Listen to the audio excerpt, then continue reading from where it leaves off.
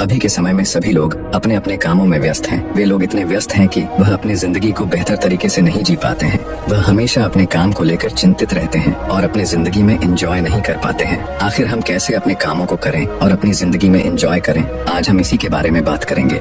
एक बार की बात है, एक लड़का एक बुजुर्ग बाबा के पास जाता है। वह लड़का अपनी जिंदगी में बहुत परेशान था। घर की सारी जिम्मेदारियां उसी पर थीं और इसी वजह से वह अपने आप को भी ज्यादा टाइम नहीं दे पाता था और बस दिन रात काम किया करता था। वो उसके दोस्तों और उसके फैमिली वालों को भी टाइम नहीं दे पाता था। उसके जो दोस्त थे वह घूमने जाया करते थे, लेकिन यह नहीं जा पाता था और इसी वजह से उसकी खुशी छीन सी गई थी। उसे भी नहीं पता था कि वह लास्ट टाइम कब दिल से खुश हुआ था, क्योंकि वह काम में बहुत उलझ सा गया था और उसकी मेंटल हेल्थ भी खराब हो रही थी। तो एक दिन वह एक बुजुर्ग बाबा के पास जाता है और उन्हें यह सारी बातें बताता है कि मैं बहुत परेशान रहने लगा हूँ, खुद को भी टाइम नहीं दे पा रहा हूँ और जब मैं खुद के लिए टाइम निकालने का सोचता हूँ तो मुझे अपनी जिम्मेदारियाँ याद आ जाती है। मैं पागल सा हो गया हूँ, अब आप ही मुझे कोई रास्ता बताइए। वह बुजुर्ग बाबा उस लड़के को कल नदी के पास आने के लिए बोलते हैं। ये लड़का जब कल नदी के पास जाता है तो देखता है कि वह बुजुर्ग बाबा पहले से ही उसका इंतजार कर रहे थे। लड़का बाबा से कहता है कि बताइए बाबा, अब मुझे क्या करना है। तो बुजुर्ग बाबा उस लड़के से कहते हैं कि बताता हूँ, लेकिन पहले हमें नदी की उस साइड में जाना है, मतलब नदी की उस किनारे पर जाने के बाद मैं तुम्हें बताऊंगा कि तुम्हें क्या करना चाहिए।